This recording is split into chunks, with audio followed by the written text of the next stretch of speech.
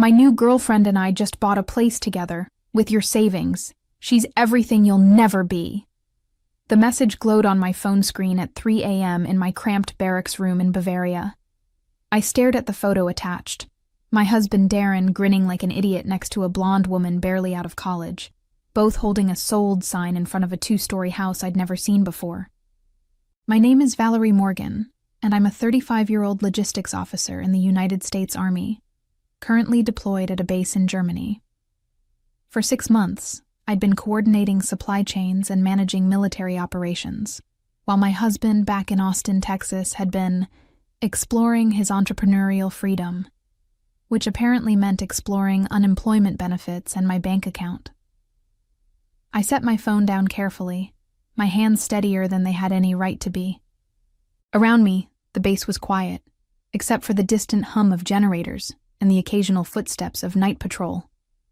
I'd been sending money home every month, $2,000 religiously transferred to our joint account that we'd both agreed would help my parents retire and serve as our house down payment when I returned.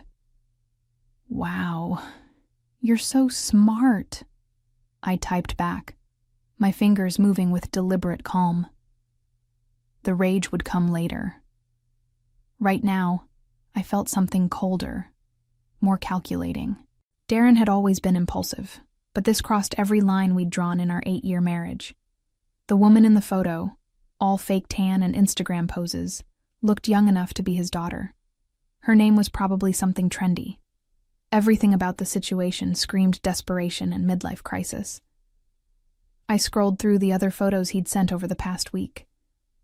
Darren at restaurants I couldn't afford even on my officer's salary. Darren buying expensive wine. Darren and his girlfriend on shopping trips, her arms loaded with designer bags. Each image felt like a deliberate slap, designed to show me how much better his life had become without me. What he didn't know was that a month ago, I'd received a fraud alert from our bank. I'd been too busy with a major supply shipment to investigate properly, but now the pieces were falling into place. Something about unauthorized access attempts and signature verification issues. At the time, I'd assumed it was a system glitch. The photo of the house haunted me most. It wasn't just any house. It was the exact style we'd talked about buying together, complete with the wraparound porch I'd dreamed of since childhood. He'd taken our shared vision and twisted it into his betrayal. I reached for my secure phone. It was time to make some calls. The next morning, I sat across from Captain Patricia Weber in the JAG legal office, a small room that smelled of burnt coffee and determination. Patricia was in her 40s, sharp-eyed, and had seen enough military spouse betrayals to fill a handbook. "Tell me everything," she said, sliding a legal pad across the desk. I handed her my phone, showing the photos and messages. My husband emptied our joint savings to buy a house with another woman. He's been unemployed for over a year, living off my deployment pay. Patricia's expression hardened as she scrolled through the evidence. "When did you last authorize any major transactions?" "Never. We agreed the money was for my parents' retirement and our future down payment." I pulled out bank statements I'd printed that morning. "I've been sending $2,000 monthly to our joint account. He was supposed to be paying bills and saving the rest. How much are we talking about?" "Approximately $45,000 over the past 18 months. The number hit me fresh each time I said it. Nearly 2 years of careful saving, gone. Patricia made notes quickly. "You mentioned a fraud alert?" "About a month ago. Something about signature verification and unauthorized access attempts. I was coordinating a major supply operation and didn't have time to investigate." I felt stupid admitting it, but deployment schedules were brutal. "That's actually good news. It means the bank flagged suspicious activity." She picked up her phone.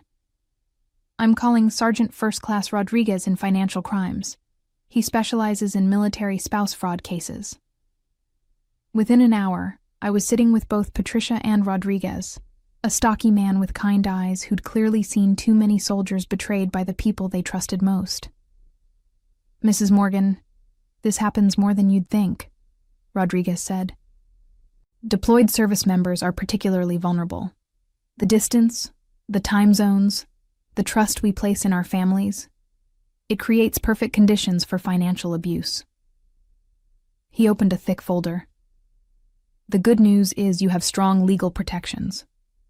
The Service Members Civil Relief Act, military banking regulations, and if he forged your signature, which seems likely, we're looking at federal wire fraud. What's the process? First, we contact the bank to freeze all joint accounts. Then we trace every transaction. If he used forged documents or misrepresented your deployment status to bypass normal verification procedures, that's multiple felonies. Rodriguez's voice carried quiet satisfaction. Some people think military spouses are easy targets. They're about to learn otherwise. I felt something shift inside me, the first stirring of hope since seeing those photos. By that afternoon, I had a full financial investigation team working my case. Staff Sergeant Jennifer Clark, a forensic accountant with the military police, had pulled transaction records going back 2 years. The picture they painted was worse than I'd imagined. "He's been bleeding your account dry for months," Jennifer said, pointing to a printout covered in red marks. "Small amounts at first, 300 here, 500 there. Classic pattern of financial abuse. The victim doesn't notice until it's too late." I studied the highlighted withdrawals. Restaurant charges at places I'd never heard of. Online purchases for electronics, clothing, jewelry. Cash advances that happened almost weekly. I thought he was just struggling with unemployment. I kept sending more money because I felt guilty being away. "That's exactly what he was counting on," Rodriguez added. He'd returned with more documents, including copies of the house purchase paperwork. Here's where it gets interesting. To buy that house, he needed to show stable income and down payment funds. He did that by forging your signature on financial documents and claiming you were a willing co-purchaser. Patricia leaned forward. "Show her the loan application." Rodriguez spread out several pages. There, in handwriting that almost looked like mine, was my signature on mortgage documents. My supposed income was listed as my full military salary plus a fictional consulting business. My deployment was misrepresented as a temporary assignment, suggesting I'd be returning to Texas permanently within months. "He told them you were deployed, but actively participating in the purchase," Jennifer explained. "Made it seem like you were shopping for houses via video calls and had given him power of attorney for the closing." I felt physically sick. Power of attorney that doesn't exist. Correct. Which makes every document he signed a forgery and every representation he made fraud. Rodriguez's tone was grimly satisfied. "The girlfriend's involvement makes it worse. She signed documents claiming to know you personally and confirming your consent to the purchase. She's never met me." "Conspiracy to commit wire fraud," Patricia noted. They both knew the representations were false. Jennifer pulled out her laptop. "I've already contacted the title company and the bank. The Service Members Civil Relief Act gives us significant leverage here. When they find out a deployed service member's signature was forged and their protected funds were misused, everything stops." "What happens next?" "Tomorrow morning, investigators from the Office of Service Members Civil Relief will be waiting at the title company," Rodriguez said. "Darren and his girlfriend are scheduled to complete the final closing paperwork at 10 a.m. Texas time." I looked at the photo of the house again. My dream home bought with my betrayed trust. "Will I get the money back?" "Every penny," Patricia assured me. "Plus interest, penalties, and probably their legal fees when this is over." For the first time in days, I smiled. My husband thought he was so smart, but he'd just committed federal crimes with a paper trail that would make prosecutors' jobs easy. The next morning, I found myself pacing the communications room at 4 a.m., calculating time zones obsessively. It was 9 a.m. in Austin, 1 hour before Darren and Tiffany's scheduled closing. I'd barely slept, running through every possible scenario of what was about to unfold. My secure phone buzzed with an encrypted message from Rodriguez. "Assets frozen. Team in position. Will update hourly." Patricia found me there, clutching a cup of coffee that had gone cold hours ago. You know you don't have to watch this unfold in real time, she said gently. Yes, I do. I couldn't explain why, but I needed to be present for this moment, even from 4,000 miles away. He spent months planning this betrayal, sending me those photos to hurt me. I want to know the exact moment it all falls apart. She sat down beside me. Jennifer's team found more evidence overnight. Your husband's been living quite the lifestyle on your deployment pay. I looked up from my phone.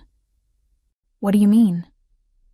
Credit cards you didn't know about, opened in both your names using your social security number and forged signatures. He's been funding expensive dinners, weekend trips, even bought the girlfriend a car. Patricia handed me a thick folder. Total debt in your name, $78,000. The number hit me like a physical blow. 78,000? I'd been careful with money my entire adult life, building credit slowly, saving religiously. How is that even legal? It's not. Identity theft, fraud, forgery. He's been busy. She pointed to specific charges. Look at the timeline. Most of these purchases happened right after you deployed, when he knew you'd be too busy to monitor accounts closely. I stared at charges for jewelry stores, luxury hotels, expensive restaurants, a $3,000 weekend at a resort in San Antonio, $5,000 at a high-end clothing boutique. While I was eating MREs and sleeping in a barracks, he was living like a millionaire. My phone buzzed again. Subjects arrived early, investigators in conference room adjacent to closing office. They're there, I told Patricia, my heart racing. She squeezed my shoulder. Whatever happens next, remember that you're not the victim here anymore. You're the one who caught them. At exactly 10:15 a.m. Texas time, my phone rang. It was Rodriguez, calling from Austin. Valerie, we got them. I put the call on speaker so Patricia could hear. What happened? They walked into the title company like they owned the world. Darren was actually bragging to the girlfriend about how easy it had been to access your money. Said military wives were too trusting and stupid to notice anything. My hands clenched into fists. He said that? In front of 2 investigators who recorded every word. Rodriguez sounded pleased. When the title company representative told them there was a problem with the signatures, Darren got belligerent. Started yelling about how his wife was deployed and couldn't be expected to come in person for every little detail. Then what? That's when Officer Janet Martinez from Service Member Civil Relief introduced herself. She explained that forging a deployed service member's signature on financial documents was a federal crime, and that all assets related to the transaction were being frozen pending investigation. I could picture Darren's face, the arrogance melting into panic. How did he react? Denied everything at first. Claimed you'd given him permission for all of it. Then the girlfriend started crying, saying she didn't know any of this was illegal. Rodriguez paused. But here's the best part. Martinez asked him to explain the power of attorney documentation, and he couldn't produce any legitimate paperwork. Because it doesn't exist. Exactly. That's when he realized how much trouble he was in. Rodriguez continued his account, and I could hear the satisfaction in his voice. The title company had to call their legal department immediately. Turns out, when they ran the verification checks this morning, which they should have done weeks ago, half the documents didn't match their security protocols. What kind of documents? Patricia asked, taking notes. Employment verification letters claiming Valerie worked for a consulting firm in Austin. Bank statements showing joint income that didn't exist. Even a letter supposedly from Valerie's commanding officer giving her permission to purchase property while deployed. Rodriguez's voice carried professional disgust. All forged, all easily disproven. I felt a mix of vindication and fury. How sophisticated were the forgeries? Amateur hour. Darren's not nearly as smart as he thinks. He used an old letterhead template he probably downloaded online, and the supposed commanding officer signature was just a Google image of a military signature. Any real verification would have caught it immediately. My phone buzzed with a text message, and my blood went cold. It was from Darren. What the hell did you do? They're saying I committed fraud. This is your fault for not being here. I showed the message to Patricia, who shook her head. Even when caught red-handed, he's still blaming you. That's going to look great in court. Rodriguez was still talking. The girlfriend's involvement runs deeper than we initially thought. Tiffany wasn't just a passive participant. She actively helped forge documents. We found text messages between them planning how to make the fake paperwork look legitimate. She was in on it from the beginning? According to the message thread we recovered, she's the one who suggested using your deployment status to their advantage. Said military wives were easy targets because they couldn't monitor things closely. His voice hardened.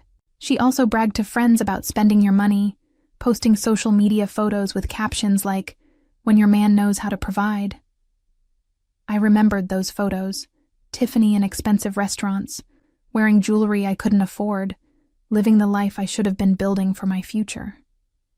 Social media evidence? Screenshots of everything.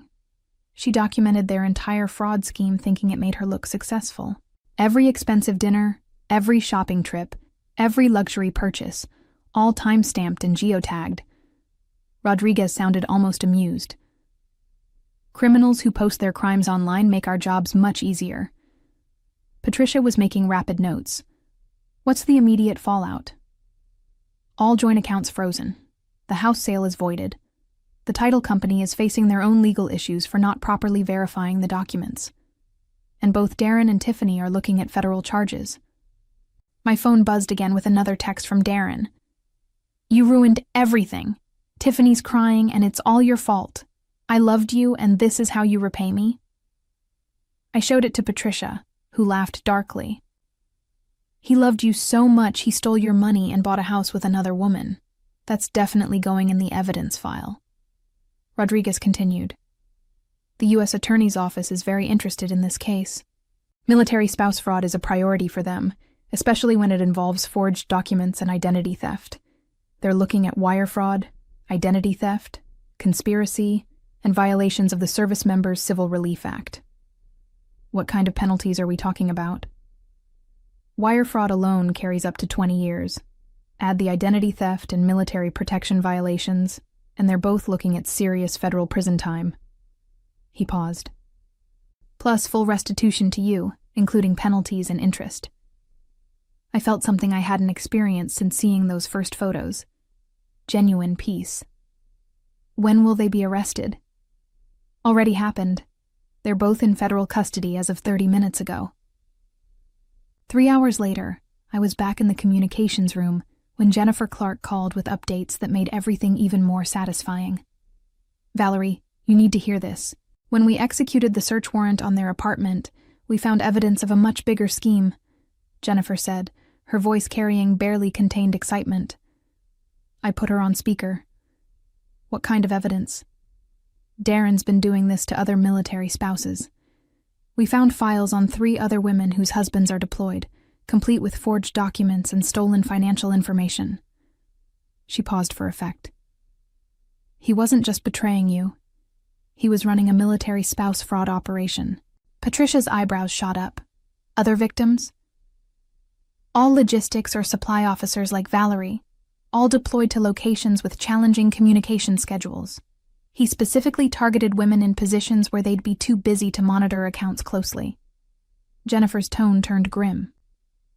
Tiffany helped him research the targets through social media, identifying spouses with good credit and steady military income. I felt sick thinking about other women going through what I'd experienced. How much money total? Preliminary estimate is over $200,000 across 4 victims, including you. But here's where it gets interesting. The girlfriend wasn't just his accomplice. She was the mastermind. That revelation hit me like a slap. Tiffany planned this? According to seized communications, she approached Darren after meeting him at a bar 6 months ago. She'd researched military spouse fraud techniques online and was looking for someone with access to deployed partners. Jennifer's voice carried professional disgust. She specifically targeted older, unemployed men married to successful military women. Patricia was furiously taking notes. So this was premeditated identity theft operation? Gets better. Tiffany's real name is Tiffany Rodriguez. She's been using multiple identities to run romance scams for years. The Instagram fitness coach persona was completely fake, designed to attract men like Darren who were feeling insecure about their wives' success. I thought about those photos again, my husband grinning beside someone who'd manipulated him into destroying our marriage. Was any of their relationship real? Based on the evidence, she was planning to disappear once they'd stolen enough money to buy the house outright. The mortgage was just a temporary step. She intended to refinance or sell quickly, taking her share and moving on to the next target. My phone buzzed with yet another message from Darren. They're saying Tiffany is a criminal who used me. You have to help me. I made a mistake, but I didn't know she was lying about everything. I showed the message to Patricia, who rolled her eyes. Now he wants your help. Classic manipulation, Jennifer continued. The best part is that their arrest was recorded by the title company's security cameras. Darren completely lost it when he realized the scope of the charges. Started screaming that Tiffany had lied to him about everything, that he thought you'd given permission for the house purchase. Did he really believe that? Hard to say. The messages we recovered suggest he knew it was wrong, but convinced himself he deserved your money because of your successful career. Jennifer's voice softened slightly. He also wrote several drafts of messages to you that he never sent. Apologies mixed with resentment about feeling like a failure compared to your military achievements. I felt an unexpected pang of sadness. Our marriage had problems, but I'd never imagined they'd lead to federal crime. What happens to the other victims? We're contacting them today. Thanks to your case, we can recover their money and prevent Tiffany from targeting anyone else. Jennifer paused. You probably saved several families from financial ruin. That thought gave me something I hadn't expected. Purpose beyond just personal justice. 2 weeks later, I received a call that made everything worth it. Rodriguez was calling from the federal courthouse in Austin, where Darren and Tiffany had just appeared for their arraignment. Valerie, you should have seen it, he said, barely containing his amusement. Darren showed up thinking he could charm his way out of federal charges. Wore his best suit, brought character references, the whole performance. I was sitting in my barracks room, finally able to sleep normally again now that justice was moving forward. How did that work out for him? About as well as you'd expect. The federal prosecutor laid out the entire scheme, the forged documents, the identity theft, the conspiracy with Tiffany, the other victims. When they got to the part about him bragging to investigators about how easy it was to steal from military wives, his lawyer actually put his head in his hands. I couldn't help but smile. And Tiffany? Even better. Turns out she had warrants in 3 other states for similar fraud schemes. The Instagram fitness coach thing was just her latest identity. She's been running romance scams and military spouse fraud for over 2 years. Rodriguez's voice carried deep satisfaction. She tried to throw Darren under the bus, claiming she was also a victim of his manipulation. The judge wasn't buying it. What are the charges? Darren's looking at wire fraud, identity theft, conspiracy, and violations of military protection laws. Tiffany gets all that plus additional counts for the other victims and her previous warrant history. He paused. The prosecutor is recommending 5 to 7 years for Darren, 8 to 12 for Tiffany. I felt a weight I'd been carrying for weeks finally lift. When's the trial? They're both plea bargaining now. Full restitution to all victims plus penalties and court costs. Justice was finally coming. A month later, I was video calling Patricia from my barracks when she delivered the news I'd been waiting for. Both plea deals are finalized, she said, grinning at the camera. Darren pled guilty to all charges in exchange for 4 years. Federal prison plus 5 years probation. Full restitution of $93,000 to you, including penalties and interest. I sat back in my desk chair, finally able to process that it was really over. And Tiffany? 7 years federal prison. No early release eligibility. She has to pay restitution to all victims across multiple states. Total amount is over $300,000. Patricia's expression grew serious. The judge specifically mentioned that military spouse fraud undermines national security by targeting service members' families. What about the house? Reverted back to the original owners since the sale was fraudulent. Your money is being recovered from the escrow account, and Darren's responsible for any costs the title company incurred.